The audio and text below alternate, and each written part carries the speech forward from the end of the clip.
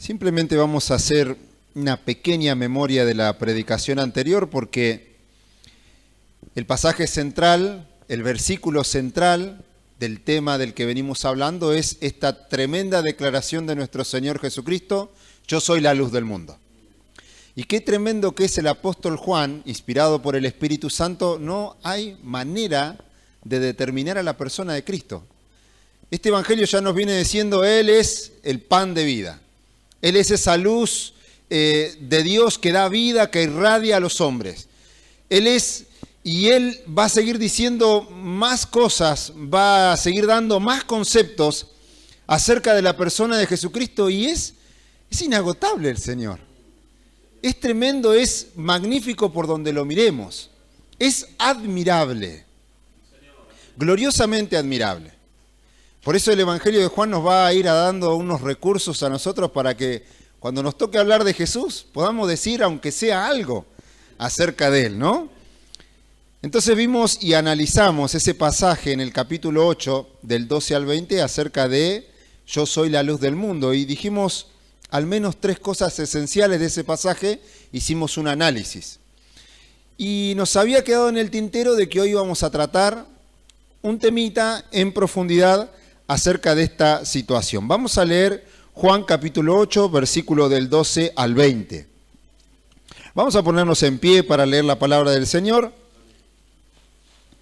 y leemos en el nombre de nuestro Señor Jesucristo. Otra vez Jesús les habló diciendo: yo soy la luz del mundo, el que me sigue no andará en tinieblas, sino que tendrá la luz de la vida. Entonces los fariseos le dijeron: tú das testimonio acerca de ti mismo, tu testimonio no es verdadero. Respondió Jesús y les dijo: aunque yo doy testimonio acerca de mí mismo, mi testimonio es verdadero, porque sé de dónde he venido y a dónde voy, pero vosotros no sabéis de dónde vengo ni a dónde voy. Vosotros juzgáis según la carne, yo no juzgo a nadie. Y si yo juzgo, mi juicio es verdadero, porque no soy yo solo, sino yo y el que me envió, el Padre. Y en vuestra ley está escrito que el testimonio de 2 hombres es verdadero. Yo soy el que doy testimonio de mí mismo, y el Padre que me envió da testimonio de mí. Ellos le dijeron: ¿dónde está tu Padre? Respondió Jesús: ni a mí me conocéis, ni a mi Padre. Si a mí me conocieseis, también a mi Padre conoceríais. Estas palabras habló Jesús en el lugar de las ofrendas, enseñando en el templo, y nadie le prendió porque aún no había llegado su hora. Amén. Tomen asiento, mis hermanos. Segunda parte de este episodio maravilloso. Ya estuvimos viendo que el momento es de confrontación continua, ¿no? El Señor allí confrontando a los líderes religiosos, y esto es lo que impregna estos capítulos del Evangelio según Juan. Pero acá quisimos y queremos hacer un paréntesis acerca de qué cosas enseñó el Señor, en este caso vinculados a las ofrendas, porque el texto nos dice: estas cosas enseñó el Señor en el lugar de las ofrendas. Y no es algo antojadizo, sino que vamos a estar observando algunos detalles acerca de las cosas que hizo Jesucristo en su ministerio terrenal, y vamos a estar tocando por arriba, así, algunas cuestiones básicas y elementales acerca de este servicio cristiano. ¿Por qué vamos a hacer esto? Porque el servicio de la ofrenda es un servicio dado a los santos, dado por Dios.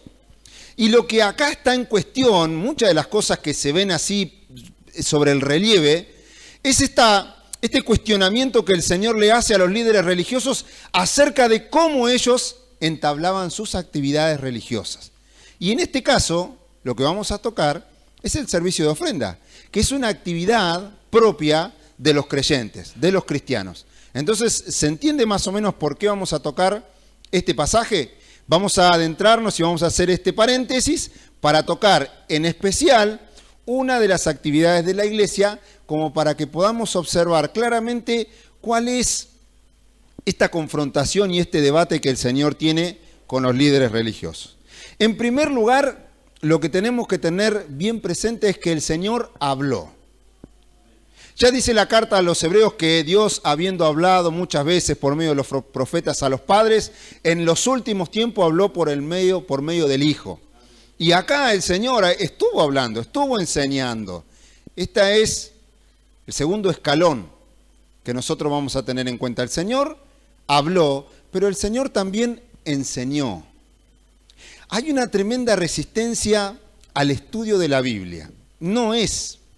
Esto no es, no es únicamente nuestro, ¿sí? Es generalizado.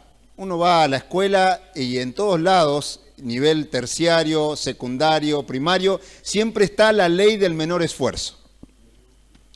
¿Saben qué? Eso no nos escinde a nosotros, es decir, eso no está fuera de nosotros como cristianos. Muchas veces nosotros vivimos sin darnos cuenta la ley del menor esfuerzo. La ley del, bueno, pero ¿para qué tanto estudiar la Biblia? ¿Para qué tanto sumergirnos y dedicar tiempo? Bueno, vamos a ver por qué es importante y es de suma relevancia para nosotros como creyentes el estudio de la palabra del Señor. Eso es uno de los primeros puntos que vamos a ver. Fíjense en el versículo 20 del capítulo 8 que ya hemos leído. Dices, estas palabras habló Jesús en el lugar de las ofrendas, enseñando en el templo. Hay muchos que hacen allí como un invento. Bueno, el Señor en realidad tenía toda la sabiduría, Él no necesitaba estudiar. Y hemos visto ya en otros pasajes que el Señor en su naturaleza humana, Él pasó por cada uno de los estadios que cualquier humano ha pasado y va a tener que pasar. Entonces cuando Él iba al templo no iba a hacerse el sabiendo. Él aprendía ahí también, pero llegó el momento de su ministerio propiamente dicho, donde Él ya estaba participando activamente y Él iba allí también y enseñaba en esta etapa de su vida, ¿no? Lo mismo fue con los discípulos. A ver, uno a veces tiene la imaginación, no, tenemos que recibir todo como por arte de magia, así, de una manera cósmica, de una manera mística, de alguna manera Dios nos mete en la cabeza la Biblia y nosotros ya la sabemos. Error. Cuando vamos a la Biblia y observamos el desarrollo de Dios, el trato de Dios con los hombres de Dios, siempre hubo un tiempo de preparación. Miremos a ver a Moisés. 40 años allá, como dice el pastor Samuel Pérez Millo, en la Universidad de Harvard, ahí junto a los intelectuales egipcios, muy adelantados los egipcios en cuanto a lo que es el tema de estudio, sabiduría y un montón de cuestiones allí de la matemática y demás. 40 años de preparación. Para después pasar 40 años en el desierto allí aprendiendo quién sabe qué, pero Dios estaba tratando allí con él. Otro hombre de Dios, Josué. Miren, cuando vemos este prolongado tiempo de preparación, a veces uno dice, wow, lo que nos falta aprender en el Señor. Qué bonito que es saber que Dios está tratando con nosotros y que no nos tenemos que apresurar. Miren, el Señor es el que en algún momento nos va a decir, hermano, hijo, no, iba a decir el nombre de algún hermano. Hijo, ya estás egresado para poder servir. Dios va tratando con nosotros y Dios estaba tratando acá con los discípulos. Imagínense 3 años con el mejor maestro que pueda haber sobre la faz de la tierra. 3 años de intimidad. Ya vimos que ellos le preguntaron cuando lo conocieron, Señor, ¿dónde moras? Querían pasar tiempo y pasaron tiempos maravillosos con Él. Pasaron tiempos inigualables. Ustedes imagínense, ¿no? Qué privilegio este pedagogo maravilloso, excelente, estando allí compartiendo 3 años con ellos. 3 años de enseñanza, 3 años de capacitación. Nuestro Señor Jesucristo también tuvo 30 años previos de su preparación para poder iniciar su ministerio terrenal. Entonces, cuando nosotros observamos así, muy abuelo de pájaro, el trato de Dios con los hombres de Dios, no podemos dejar por fuera de que todo lo que Dios hizo con esos hombres tiene ahí, que por ahí no se ve claramente, pero hay un tiempo de preparación, en donde somos educados, donde somos enseñados. Y el Señor no dejaba de enseñar allí en el templo y cada vez que estaba participando de cualquier actividad, ¿sí? Entonces vimos los ejemplos bíblicos de Moisés, Josué, de los discípulos, del mismo apóstol Pablo también allí, siendo preparado, siendo enseñado. Y también nosotros sabemos por la carta del apóstol Pablo a Tito que la gracia de Dios nos salva y nos enseña. Hay una muy buena predicación allá, un taller que se dio en Chile, donde dice que la vida en la gracia, ¿verdad? Está allí en YouTube, muy bueno para que lo podamos retomar, ¿sí? Cada vez que esa ley del menor esfuerzo nos quiere atrapar, podamos tener allí una renovación en nuestra manera de pensar y entender que es bueno para nosotros estudiar la palabra de Dios. En Tito dice que la gracia nos ha salvado. Ahora esa gracia que nos salvó nos va enseñando a renunciar a las cosas que no nos hacen bien, a tener una vida santa, una vida piadosa. Nos va ayudando a tener una vida como Dios quiere en el Evangelio. ¿Por qué hoy por hoy a veces nos tocan pasar por circunstancias que tal vez no las hubiésemos tenido que pasar, pero por no haber sido enseñados, por ignorar algunas cuestiones, terminamos haciendo cosas que no son convenientes para nuestra vida cristiana? Y el tercer punto que vamos a ver de este primer análisis acerca de las enseñanzas del Señor es que tenemos una gran labor cristiana. Vamos al Evangelio de Mateo, hoy vamos a estar mucho en Mateo, ¿sí? Porque Mateo capítulo 28 nos habla acerca de esta gran labor que nosotros tenemos como iglesia. Este gran desafío, este gran proyecto de parte de Dios para nosotros como iglesia, como creyentes. Mateo 28, del 18 al 20, dice así la palabra del Señor: y Jesús se acercó y les habló diciendo: toda potestad me es dada en el cielo y en la tierra. Si nosotros leemos hasta ahí y decimos, bueno, ¿qué nos queda hacer a nosotros si el Señor tiene el control de todo, no? Hay algunos que piensan así. Bueno, si el Señor está en pleno y soberano control de todas las cosas, lo único que nos queda hacer es esperar y que todo se cumpla así como por arte del destino, todo lo que tenga que ser hecho dentro de la iglesia. No, vamos a seguir leyendo. Dice, por tanto, id y haced discípulos a todas las naciones, bautizándolos en el nombre del Padre y del Hijo y del Espíritu Santo, enseñándoles. El tema de la enseñanza, del discipulado, es algo intrínsecamente metido acá, es algo que tiene que estar allí en nuestros huesos como creyentes. Tenemos una necesidad imperiosa de ser enseñados por el Señor, de ser enseñados en su palabra. Entonces, al ir de camino, en el trabajo, en tu casa, en la verdulería, con la vecina, tenemos esta gran laboriosidad en el reino de Dios, que es ir y hacer discípulos, enseñándoles que guarden todas las cosas que el Señor nos ha enseñado en su maravillosa palabra. Y el apóstol Lucas también habla acerca de esto, del tema de la enseñanza de los creyentes. Fíjense que en el libro de los Hechos, voy a pasar así por arriba 3 versículos, si usted quiere lo anota o por ahí después en algún otro momento lo lee en su casa, porque Lucas nos muestra en el libro de los Hechos lo que practicaban los cristianos cotidianamente. Es decir, que el estudio no es algo apartado y especializado para momentos especiales ni para personas especiales. Es algo que tiene que ver con la cotidianeidad de la iglesia. Es algo que tiene que ver con el diario vivir. Nosotros en nuestro diario vivir tenemos que aprender la palabra del Señor, tenemos que estudiar la palabra del Señor y tenemos que enseñar la palabra del Señor. Fíjense en los momentos que relata Lucas en el libro de los Hechos. Nos habla en el versículo 2:42, donde luego de los grandes éxitos de las primeras predicaciones, donde se convertían 3.000 personas, dice que perseveraban en la doctrina de los apóstoles. Perseveraban en la comunión. Comunión y doctrina, comunión y doctrina, comunión, enseñanza, comunión, enseñanza. Tenemos estas dos actividades que son de primera mano para nosotros, de primera prioridad. Cuando las cosas van excelentemente bien, bueno, y cuando las cosas nos van mal, cuando los números no empiezan a dar, cuando la iglesia se empieza a apagar, Cuando la persecución comienza, ¿qué hacemos? Bueno, Lucas responde a todas esas cosas. Escuchen lo que dice la palabra del Señor en el capítulo 4, versículo 29. Aun cuando están bajo presión, están siendo perseguidos, algunos son puestos en la cárcel, son liberados. Ellos oran al Señor y le piden: Señor, danos fortaleza, danos vigor. ¿Para qué? Para seguir predicando tu palabra. No piden ningún tipo de estrategia extraña, porque la iglesia primera entendió de qué se trataba la vida cristiana.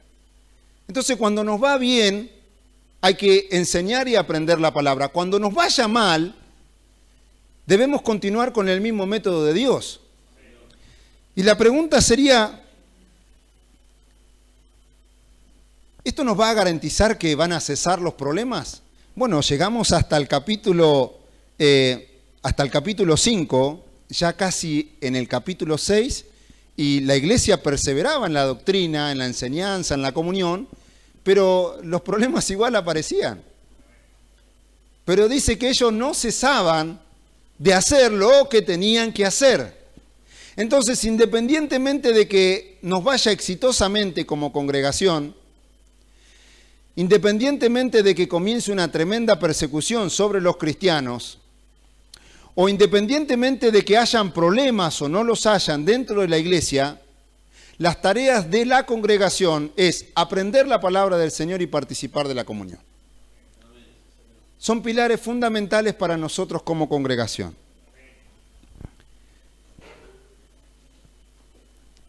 La segunda parte que vamos a ver de todas estas cosas que el Señor hacía en este tiempo es poder observar aquellos que están siendo espectadores de esta actividad, de este servicio que está haciendo el Señor allí en el lugar de las ofrendas, porque están sus discípulos que van escuchando al Señor, que van aprendiendo de Él, que van siendo educados, que van siendo adoctrinados, que van siendo enseñados, que van siendo cultivados también. Pero también estaban estos líderes religiosos que estaban siendo confrontados cada vez que escuchaban las enseñanzas del Señor. Pero ¿cómo eran los líderes religiosos al respecto de todas estas cuestiones en cuanto a la enseñanza bíblica? La nación de Israel nunca fue desentendida de esta cualidad, de esta virtud como nación de enseñar y de aprender la palabra de Dios. Ellos eso lo sabían. Es más, Dios le había legado la palabra para que ellos la enseñaran al mundo entero. Ellos tenían una gran misión como nación de reflejar al mundo quién era el Dios de Israel. Y lo iban a hacer por medio de vivir una vida maravillosa que Dios les había trazado en su palabra. Miren, cuando nosotros andamos por la calle, en el trabajo, donde sea que andemos, ponemos en práctica aquellas cosas que creemos que tenemos en nuestro corazón. Y la nación de Israel estaba llamada a iluminar al resto de las naciones. Que otros puedan decir, ¿qué tipo de nación es esta? ¿Qué tipo de leyes las rigen?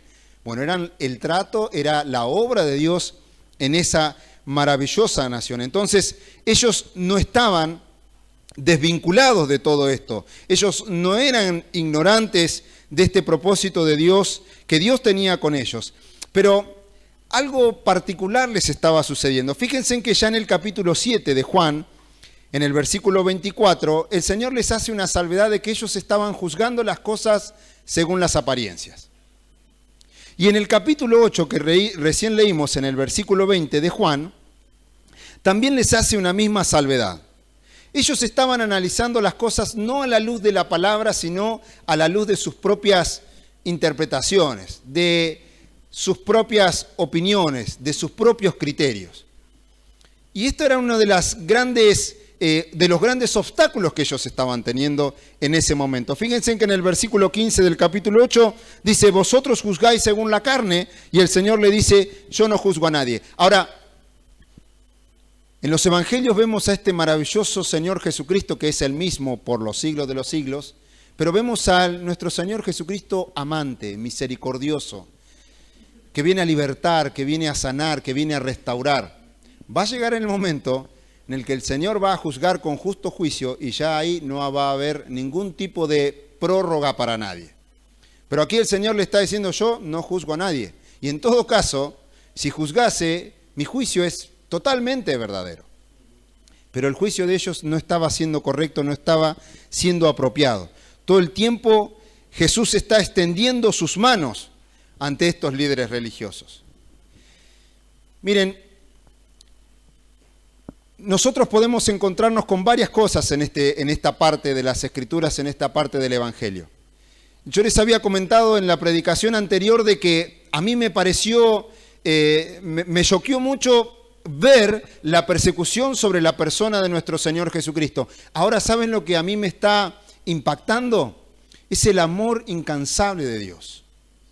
Porque pese a estas circunstancias, pese a esta condición que a nosotros de alguna manera nos va atrapando y nos va seduciendo de querer hacer las cosas a nuestra manera y a nuestro antojo, el Señor constantemente está extendiendo sus manos. El Señor constantemente les está diciendo, los confronto porque los amo, estoy queriendo ponerlos debajo de mis alas, ustedes no están queriendo.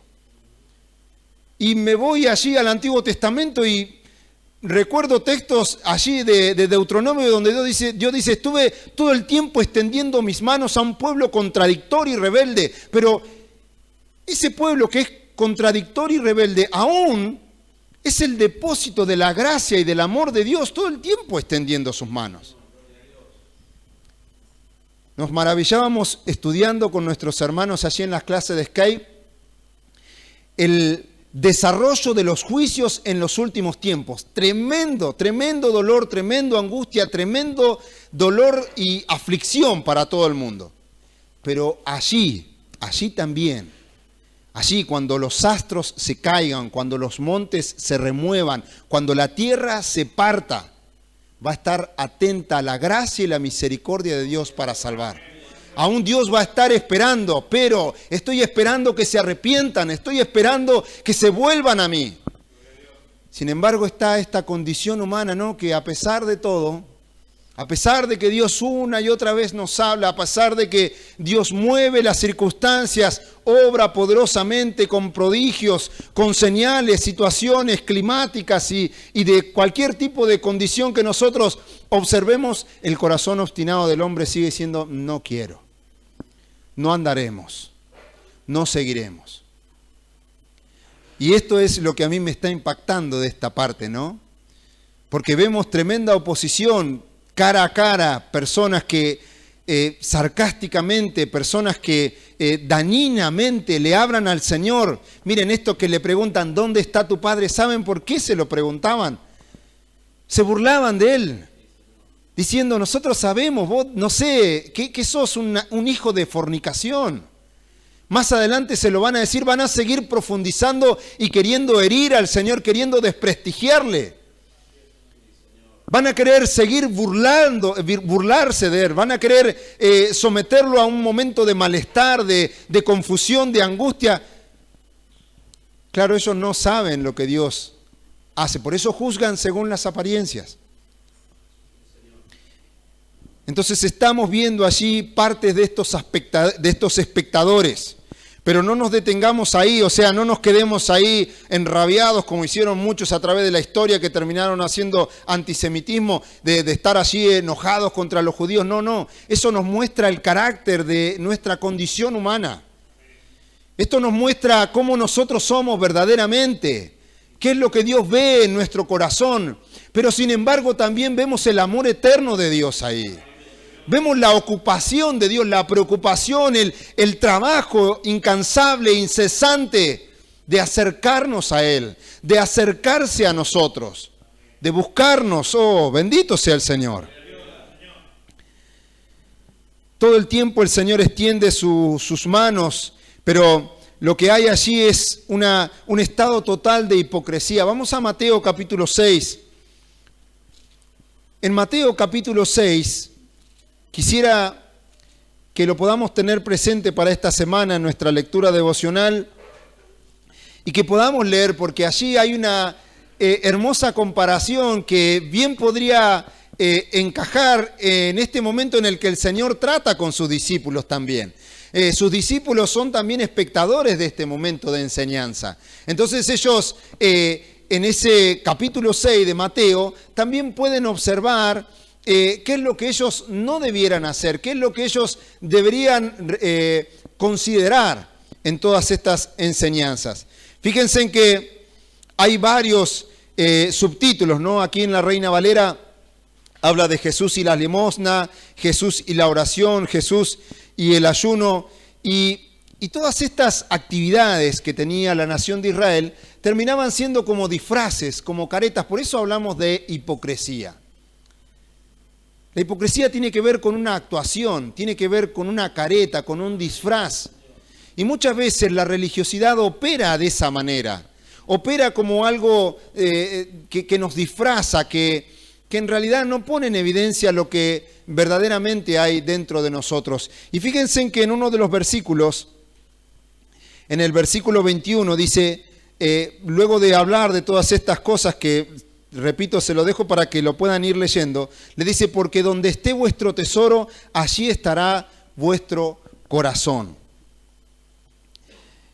Ellos estaban manifestando en este estado de hipocresía, careta para la limosna, careta para la oración, careta para el ayuno. El corazón de ellos estaba aquí en la tierra, estaba en las apariencias, estaba en la pleitesía, estaban en resguardar todo lo que ellos habían acaparado, todo lo que tenían como propiedad personal. Entonces, para poder disfrazar todas esas cuestiones, utilizaban disfraces de la religiosidad. Y esto es de lo que los persuade el Señor a sus propios discípulos. Miren, no hagan igual que ellos. Ustedes ven que ellos practican todas estas cosas. No busquen esas oraciones largas. No, háganlo con un corazón honesto. Busquen sacar lo que verdaderamente hay dentro de nosotros. Vamos a seguir avanzando sobre eso. Porque antiguamente hubieron advertencias acerca de estas cuestiones que nos siguen mostrando acerca del amor de Dios.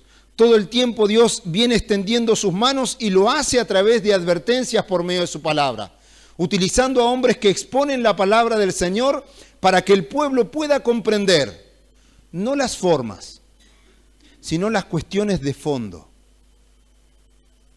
O sea, no la manera en que nosotros desarrollamos cada una de nuestras actividades, sino el modo en el que nosotros las hacemos. No son cuestiones de la forma, sino son cuestiones del cómo. Son cuestiones del fondo, de adentro de nuestro corazón. Por eso el Señor les va a decir, donde esté vuestro tesoro, allí estará vuestro corazón.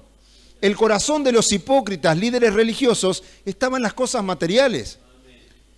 Estaban en las cosas que a ellos le otorgaban el poder, la pleitesía y todas las cuestiones que en realidad ellos la veían amenazadas por este Señor que venía a establecer su voluntad allí en su obra.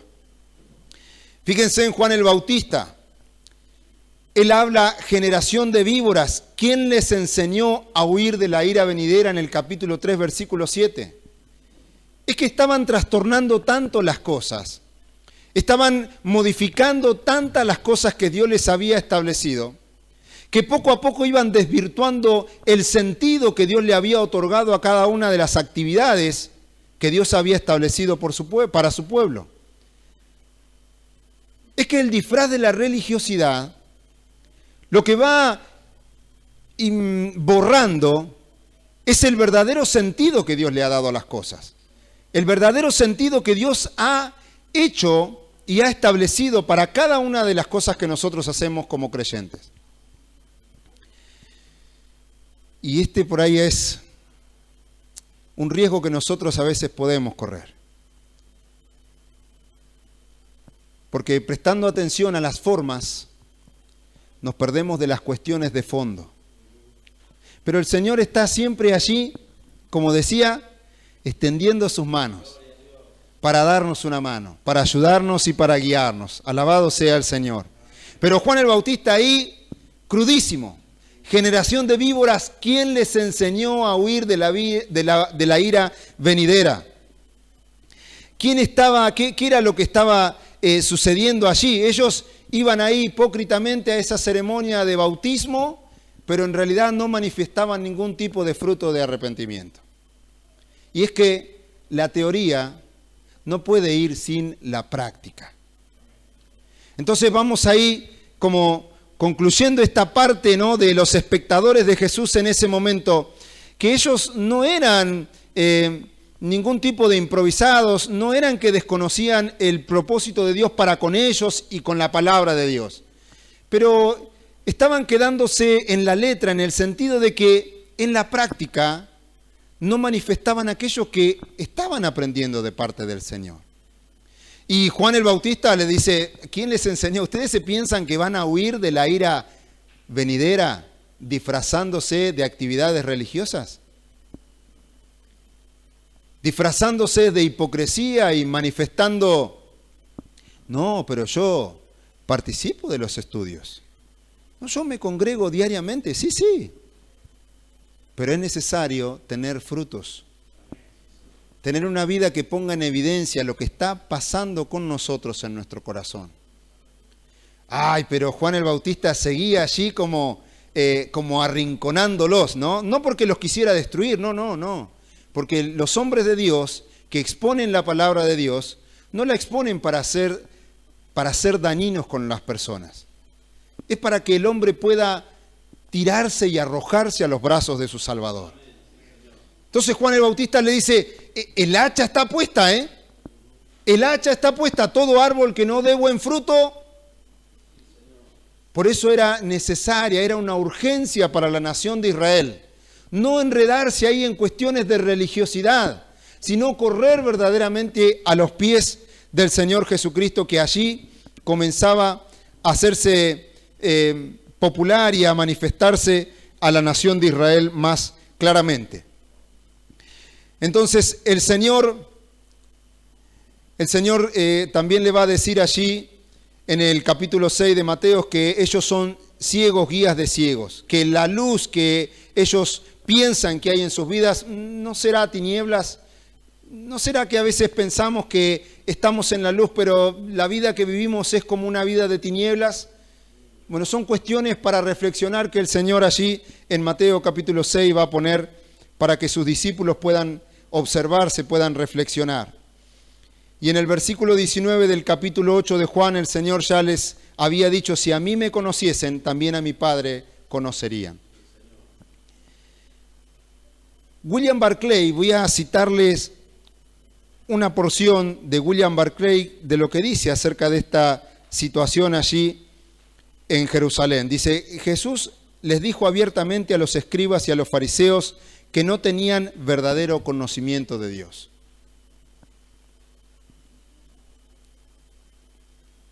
Fíjense, para un judío, para un escriba, para un fariseo, ser confrontado con esa verdad no era para ellos nada fácil.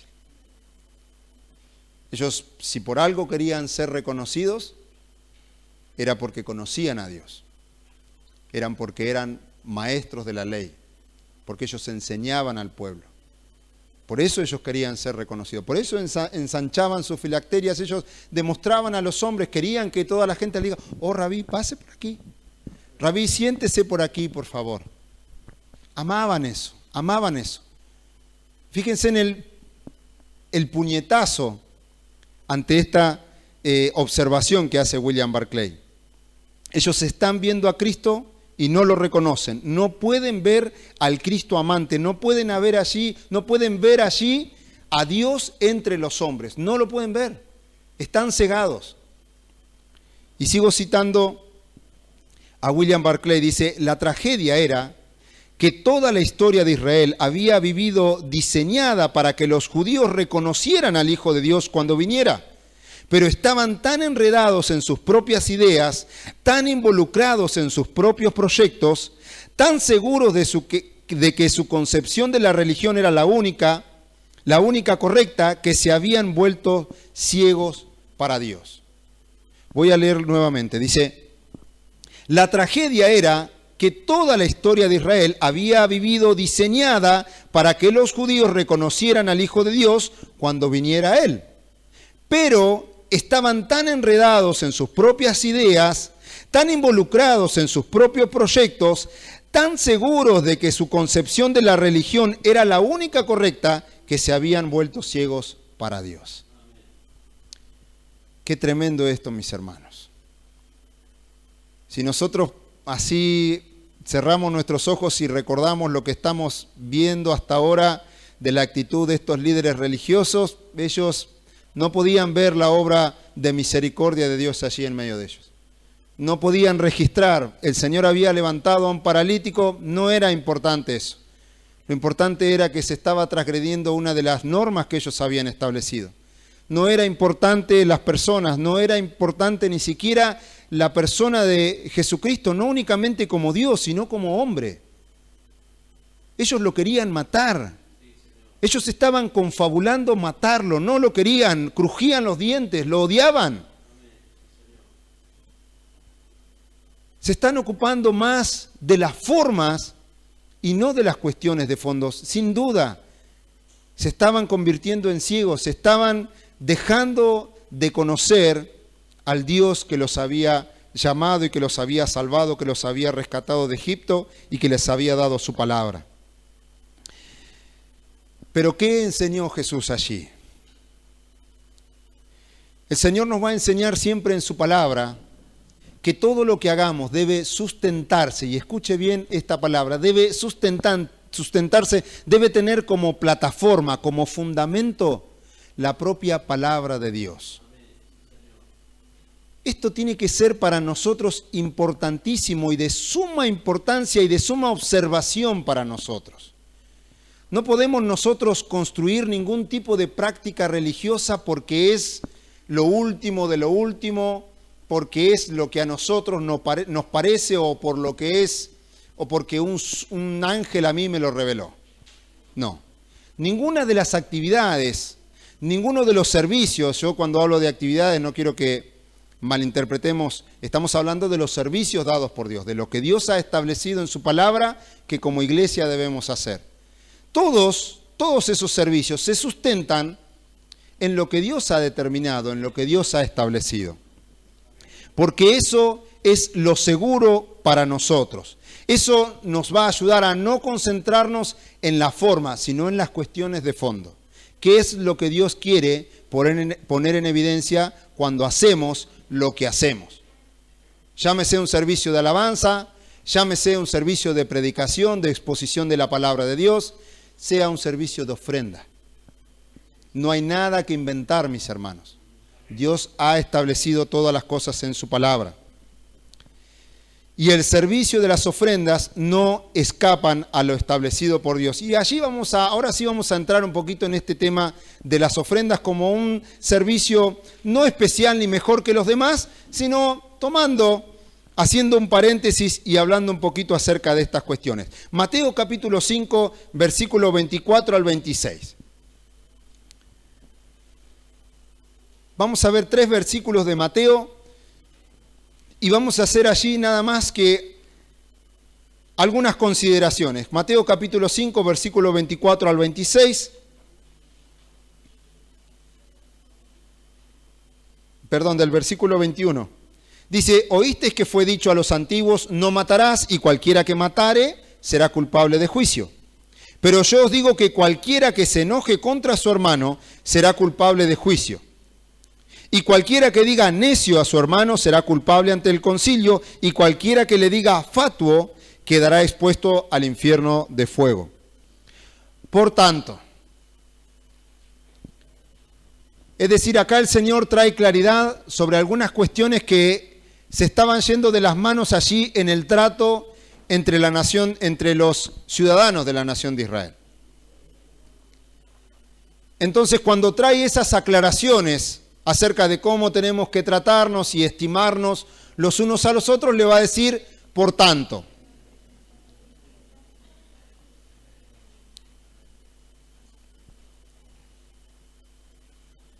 Le va a decir, por tanto. Si traes tu ofrenda al altar y allí te acuerdas de que tu hermano tiene algo contra ti, deja tu ofrenda delante del altar y anda. Reconcíliate primero con tu hermano y entonces ven y presenta tu ofrenda. Ponte de acuerdo con tu adversario pronto, entre tanto que estás con él en el camino, no sea que el adversario te entregue al juez y el juez al alguacil y seas echado en la cárcel. De cierto te digo que no saldrás de allí hasta que pagues hasta el último cuadrante. Una cuestión de servicio allá en Israel. Cuando traigas tu ofrenda al altar, mirá, no tiene que ver con la forma. No tiene que ver con que si haces tocar trompeta delante tuyo, no tiene que ver con... No, es una cuestión de fondo. Es algo que tiene que pasar por tu reflexión, por ver, bueno, por tu análisis, a ver cómo estoy yo delante del Señor. Cómo está mi comunión con Dios, cómo está mi comunión con el pueblo de Dios. Si te das cuenta que las cosas no están bien, si uno se da cuenta que la cuestión de fondo no está saludable en nosotros, que estamos viviendo una situación que no es de las que a Dios le agradan, dice, pronto, anda a solucionarlo con tu hermano. Reconcíliate. Si te das cuenta, anda, ve, no te quedes quieto ahí. A veces a nosotros cuando nos tocan exhortaciones de este sentido es como que, bueno, a ver quién arranca primero, ¿no? En venir a pedir perdón, en venir a humillarse. No. Si vos te das cuenta, anda, ve, pronto, corre. Reconcíliate primero con tu hermano. Y luego la actividad religiosa. Luego lo que Dios ha establecido, porque la cuestión de fondo no tiene que ver tanto con el servicio, sino con la oportunidad que tenemos de participar de este servicio por la obra que Dios ha hecho en nuestras vidas. Vamos a seguir profundizando ahí en ese punto. Vamos al capítulo 8 de Mateo. Ahí estamos en Mateo, Capítulo 8, versículo 4. Acá habían unos avivados, No, perdón, esto es Jesús sana a un leproso. Versículo del 1 al 4 dice, cuando descendió Jesús del monte le seguía mucha gente y aquí vino un leproso y se postró ante él diciendo, Señor, si quieres puede limpiarme. Jesús extendió la mano y le tocó diciendo, quiero ser limpio, y al instante su lepra desapareció. Entonces Jesús le dijo, mira, no lo digas a nadie, sino ve, muéstrate al sacerdote y presenta la ofrenda que ordenó Moisés para testimonio a ellos. ¿Vieron? El Señor no inventa nada extraño. Muchas veces, y esta no es la primera vez, el Señor siempre se remite a lo que Dios ha establecido, y más en el Antiguo Testamento en la ley. ¿Por qué? Porque Él mismo es el dador de la ley. Porque Dios mismo es el dador de la ley, y no únicamente el dador, sino el que la va a cumplir de manera perfecta, de manera cabal. Entonces, tengamos sumo cuidado en todas estas cuestiones que el Señor, cada una de las cosas que dice, cada una de las cosas que hace, cada una de las cosas que nosotros vemos y es motivo de apreciación y por cada uno de los hombres de Dios que escribieron los evangelios, que tiene un fundamento bíblico. El Señor no se manejaba como Él le placía. Según oigo, así hago. Él se movía en constante comunión con su Padre Celestial. Y nosotros debemos imitar esas cuestiones. Capítulo 15, versículo 5. Del 5 al 9. Vamos, no se me duerma, Vamos.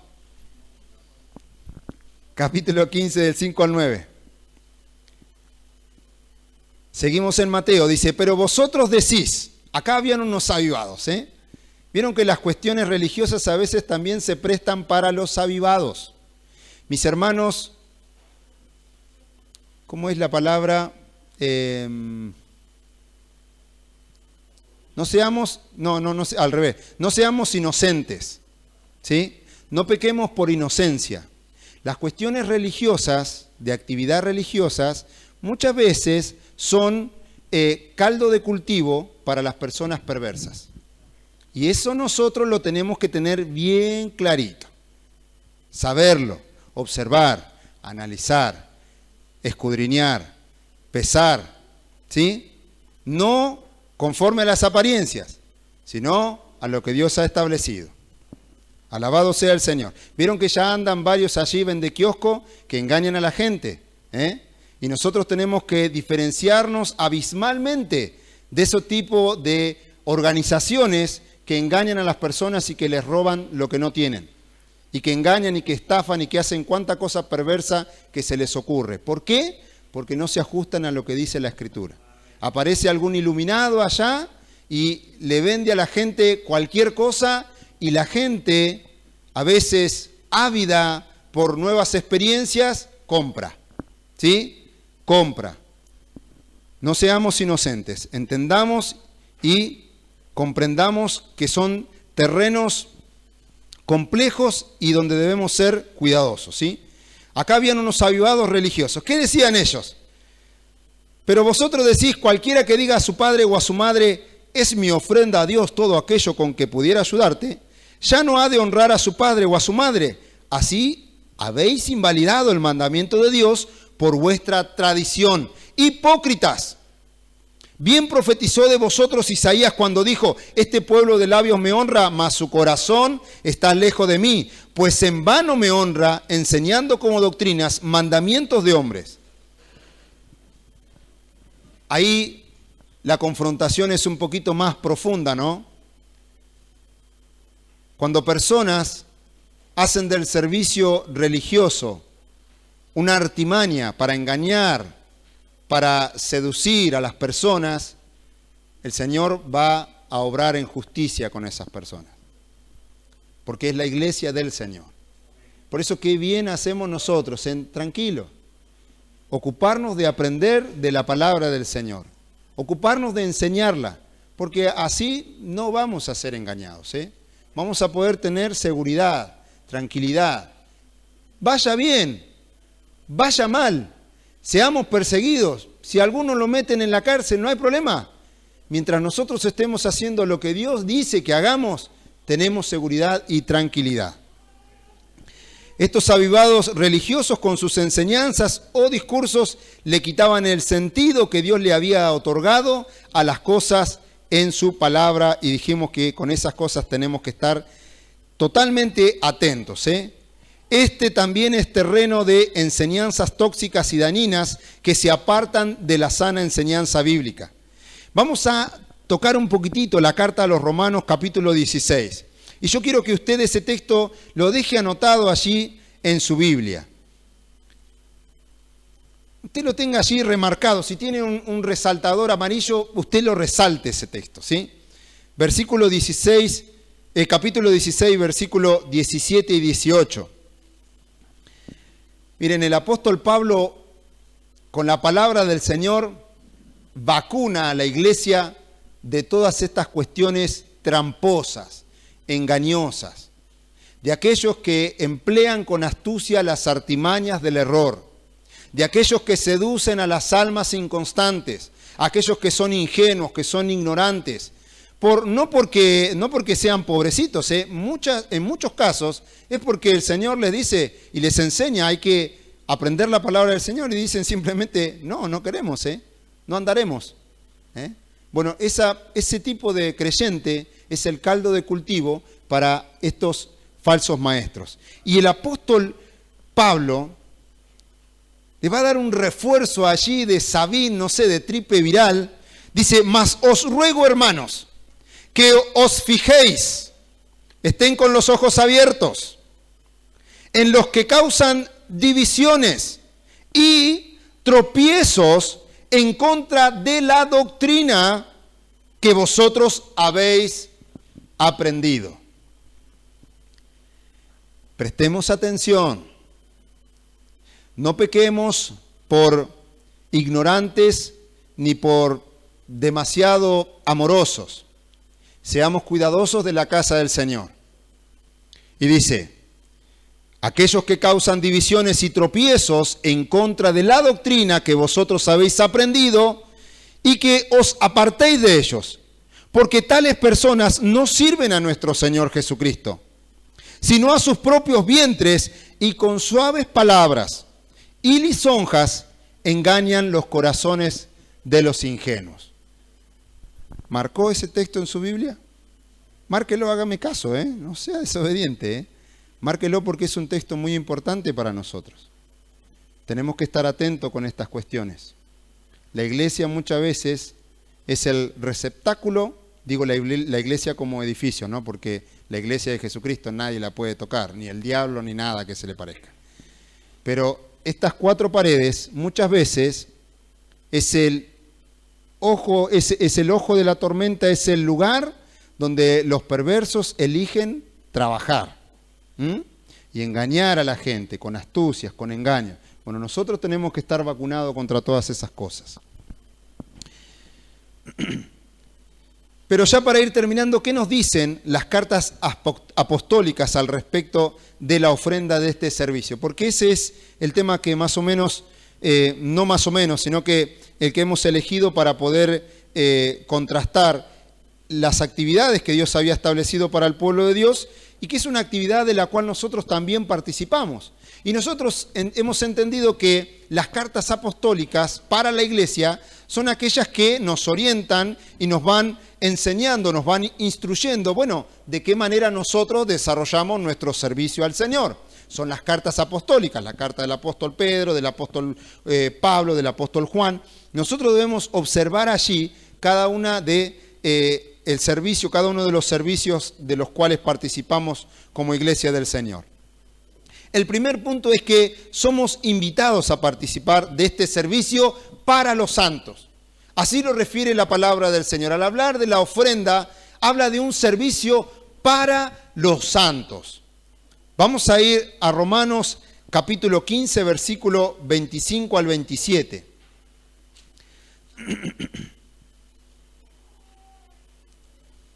Ya vamos a ir terminando, nos van a quedar algunos versículos más y vamos a ir finalizando la predicación de hoy. 25 al 27 dice, mas ahora voy a Jerusalén para ministrar a los santos. Acá está queriendo decir él, para servir a los santos. ¿Sí? A eso se refiere cuando dice que va a ir a otro lugar, a la iglesia del Señor, a ministrar. Cuando vamos a ministrar, vamos a servir. Vamos a ponernos a disposición de nuestros hermanos. Eso es lo que vamos a hacer. No tiene que ver con ninguna otra cuestión que tenga que lleve implícito el poder ni nada que se le parezca, ¿sí? Dice, mas ahora voy a Jerusalén para ministrar a los santos, porque Macedonia y Acaya, lugares donde habían iglesias del Señor, tuvieron a bien, les pareció bueno, les pareció, como diría un hermano, genial. Les pareció genial hacer una ofrenda, participar de este servicio para los santos. Dice, tuvieron a bien hacer una ofrenda para los pobres que hay entre los santos que están en Jerusalén. Aquí vemos bien claramente, había un problema allí, había una situación económica de la época, habían muchos creyentes que la estaban pasando mal. Y una de las cosas que se estaban haciendo allí, Dios, por medio de su Santo Espíritu, poniendo el querer como el hacer en los creyentes de participar, de poder cooperar con sus hermanos que estaban atravesando necesidades. Bueno, de eso se trata, de eso se trata la cuestión de fondo con el ofrendar, con este servicio de ofrenda. Tiene que ver con el practicar el servicio, del practicar la cooperación dentro del pueblo del Señor, de estar colaborando, de estar contribuyendo, de estar pudiendo de alguna manera entre todos suplir las necesidades que puedan haber dentro de la iglesia, dentro del templo o dentro de alguna familia que oportunamente esté atravesando un momento difícil. De eso se tratan las cuestiones de fondo cuando observamos este tipo de servicio. Pero hay más.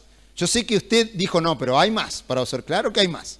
Observemos un poquito más, ¿sí? Pero esta referencia nos dice que a ellos les pareció bueno hacer esta ofrenda para los pobres que hay entre los santos, que están ¿en dónde? En Jerusalén. De allí nació la iglesia. Entonces muchos de los judíos habían empezado a desperdigarse por varios lados. Un ejemplo, el apóstol Pablo, y habían llevado el evangelio a muchos lugares. Entonces es como si nosotros en estos tiempos estuviéramos disfrutando de alguien que viniera recurrentemente de otro país. Estaríamos muy agradecidos con esa nación porque nos envían de sus representantes para educarnos, para enseñarnos, para instruirnos. Bueno, acá había como un gran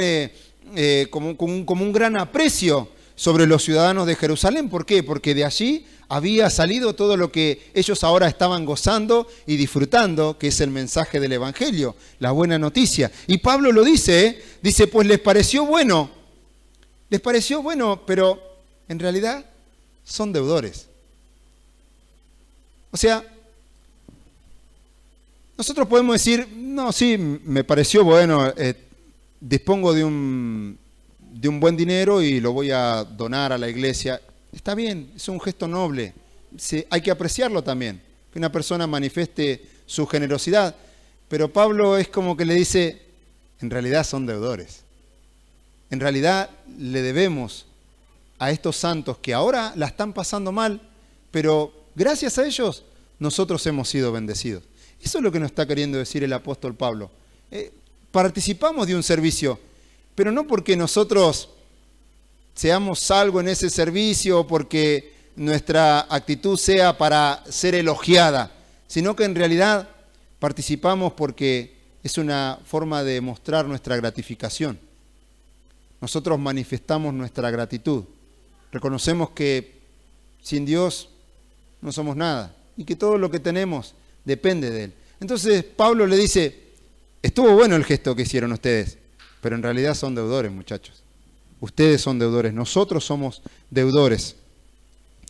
Y son deudores a ellos, porque si los gentiles han sido hechos participantes de sus bienes espirituales, y acá aclara en qué sentido son deudores, los gentiles, o sea, el resto de las naciones que no son judías, han sido hechos participantes de sus bienes espirituales, deben también, y acá entra esta responsabilidad, deben también ellos servir, ministrarles de los materiales, aportar, ofrecer de los bienes materiales.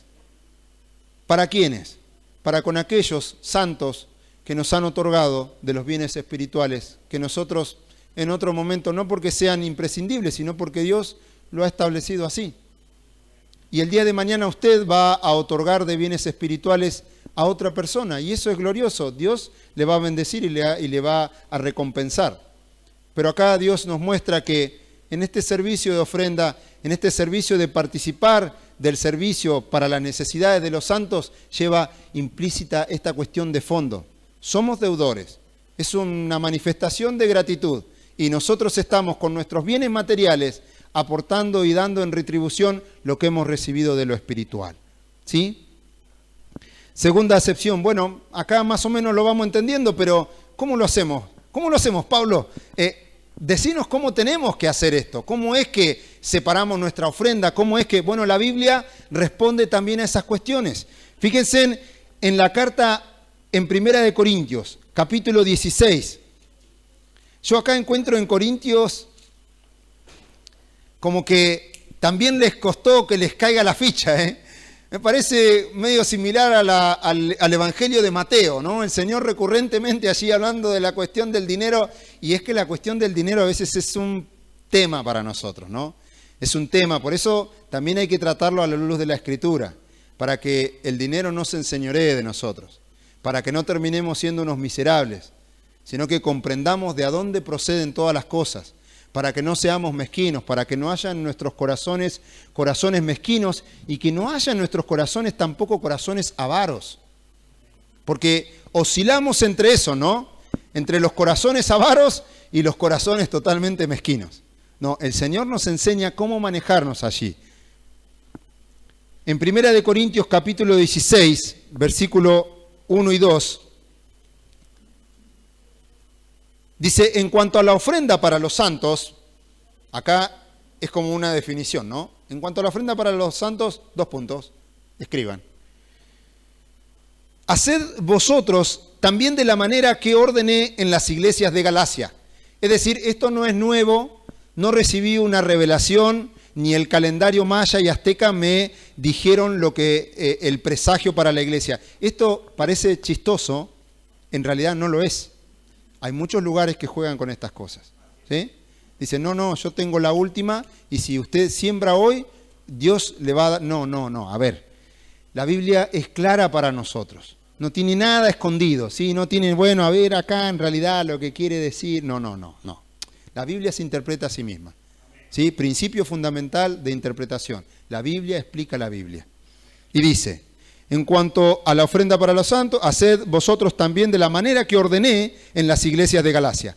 Cada primer día de la semana, cada uno de vosotros ponga aparte algo según haya prosperado, guardándolo, para que cuando yo llegue no se recojan entonces ofrendas. Cada primer día de la semana, cada vez que ustedes separen, ustedes dediquen un día en especial para decir, esto lo quiero separar, lo quiero apartar, porque Dios me ha prosperado, Dios me ha bendecido. Dios no anda con un machete detrás de nosotros, no que si no ofrendás estás en pecado delante de Dios. No, Dios nos ha bendecido, Dios nos da bendición para que seamos bendición. Entonces el apóstol Pablo es consciente de todas estas cosas. Dice, según hayan prosperado ustedes, de lo que Dios le está haciendo abundar, separen un poco, tengan en cuenta que no son únicamente ustedes los que tienen necesidades y preséntenlo en el momento que sea propicio para las necesidades de los demás. Pero es según hayan prosperado. ¿Va quedando claro? No hay ahí una exigencia de que si usted no diezma está en pecado delante de Dios. ¿Cuánto para estudiar, ¿no? Allí, en ese tipo de posturas? El apóstol Pablo es claro. No debemos demorar esto de participar, ¿sí? Porque el apóstol Pablo también lo va a decir, ¿eh? Para que cuando llegue yo no se recojan entonces ofrendas. Y cuando haya llegado a quienes hubieres designado por carta, a estos enviaré para que lleven vuestro donativo a Jerusalén. Entonces acá vemos cómo el apóstol Pablo no solamente instruye a esta iglesia, sino que les repite y le enseña lo que ha enseñado en otros lugares. ¿Por qué no lo vamos a hacer nosotros también, no? Segunda de Corintios, capítulo 9. Y acá el apóstol Pablo se toma ya más de un capítulo para hablar de esta cuestión, de la ofrenda para los santos. Bueno, no lo vamos a leer todo el capítulo, sí, pero vamos a seleccionar algunos versículos como para poder entender de qué trata, del 5 al 15. Yo les recomiendo que por ahí puedan leer el capítulo 8 y parte del capítulo 9 para que después puedan ensamblar lo que vamos a compartir ahora. Dice, pero esto digo, hablando de la ofrenda para los santos, el que siembra escasamente, también segará escasamente. O sea, acá no está inventando nada el apóstol Pablo, está hablando de eso. Está hablando del servicio de ofrenda para los santos. Y va a decir, el que siembra escasamente segará, también segará escasamente. Y el que siembra generosamente, generosamente también segará. Pero cada uno dé como propuso en su corazón. Ahora vamos a seguir, pero fíjense en que la mayoría de las veces, no digo en este lugar, pero que yo he escuchado hablar acerca de este texto, se quedan en esa parte, ¿no? Si usted no siembra generosamente, no piense cosechar generosamente, no. La Biblia sigue hablando acerca de esta cuestión para que la gente pueda entender claramente a qué refiere el pasaje bíblico. No es que, mire, si usted de su billetera no saca el billete de 500 en vez de el de 50 pesos, Dios no le va a dar 1000 pesos. No está hablando de eso. El apóstol Pablo va a ir desarrollando el texto para que el creyente comprenda de qué se trata cuando habla generosamente. Nadie dijo amén, ¿eh? Bueno. Por esto digo, el que siembra escasamente, también segará escasamente, y el que siembra generosamente, generosamente también segará. Pero cada uno en particular, en personal, dé como propuso en su corazón, no con tristeza, ni por necesidad, porque Dios ama al dador alegre. Y poderoso es Dios, acá está la garantía, es decir, lo que va a seguir diciendo acá el apóstol Pablo, miren, si ustedes primero no han conocido a Dios, miren, mejor guárdense en la ofrenda. Porque ninguna de las actividades y de los servicios que nosotros hacemos para Dios, ninguna de ellas las podemos hacer sin Dios de por medio. Porque no tiene sentido, es religiosidad pura. Esa actividad pura no tiene no tiene ningún tipo de sentido, ninguna enseñanza de fondo para nosotros, no tiene ningún tipo de resultado. Por eso el apóstol Pablo les dice esto, pero muchachos, no se olviden de Dios en esto que están haciendo. Y le va a decir, y poderoso es Dios, para hacer que abunde en vosotros toda gracia, a fin de que, ¿cuál es la finalidad que Dios persigue? Que teniendo siempre en todas las cosas todo lo suficiente, abundéis para toda buena obra. Es decir, es Dios y yo, es Dios y usted en cada uno de los servicios, es Dios y usted en la ofrenda. No es usted su billetera y el dedo acusador de que si usted no chantajea con Dios, Dios no le va a bendecir. Esto es algo que Dios hace con usted y trata con usted y le enseña a usted para que usted comprenda la cuestión que está por de fondo y qué es lo que nos conviene comprender. Entonces, y poderoso es Dios para que nosotros abundemos en todo lo suficiente, en toda cosa, en toda gracia. ¿Abundéis para qué? Para toda buena obra. Versículo 9. Como está escrito, repartió, dio a los pobres, su justicia permanece para siempre. Y el que da semilla al que siembra y el pan al que come, proveerá y multiplicará vuestra sementera y aumentará los frutos de vuestra justicia, para que estéis enriquecidos en todo. En todo se refiere a todo, a toda y a cada una de nuestras áreas. No se refiere a la parte material únicamente, no se refiere a la parte monetaria, para que abundemos en todo. ¿Para qué? Para toda liberalidad. Para vivir un libertinaje, no, para que con libertad vivamos la libertad gloriosa a la que hemos sido llamados, la libertad gloriosa de los hijos de Dios. Miren, la vamos a gozar profunda y pura en todo su sentido literal cuando estemos en el reino milenial con el Señor. Pero el reino de Dios está en nuestro corazón. Podemos vivir esa libertad gloriosa de los hijos de Dios, con fe, con confianza, con amor, haciendo bien al prójimo, ofreciendo nuestras vidas para el servicio cristiano, ayudando, siendo de bendición para los que nos rodean. Claro que sí. Dijimos que íbamos a llegar al 15. Dice, para que estéis enriquecidos en todo, para toda liberalidad, la cual produce por medio de nosotros acción de gracias a Dios, para que la administración de este servicio no solamente suple lo que a los santos falta, sino que también abunda en muchas acciones de gracias a Dios. Pues por la experiencia de esta administración, glorifican a Dios por la obediencia que profesáis al Evangelio de Cristo, y por la liberalidad de vuestra contribución para ellos y para todos. Asimismo, en la oración de ellos por vosotros, a quienes aman a causa de la superabundante gracia de Dios en vosotros, gracias a Dios por su don inefable. Maravilloso, estas cuestiones tienen que ser enseñadas y nosotros tenemos que entender que la Biblia nos enseña. Dios nos enseña y nos equipa, y ninguna de las actividades que nosotros hacemos para el Señor, ninguna las podemos hacer sin Dios de por medio. Sin Él instruyéndonos, orientándonos, guiándonos, no nos cortemos solos. Aunque sea una actividad para dentro de la iglesia, observemos cuidadosamente la cuestión de fondo que yace, esa plataforma sobre la cual se estableció que adoremos a Dios. La plataforma sobre la cual se estableció que hagamos un servicio de ofrenda. La plataforma donde se estableció, bueno, hay que limpiar el templo. ¿Sobre qué base la hago?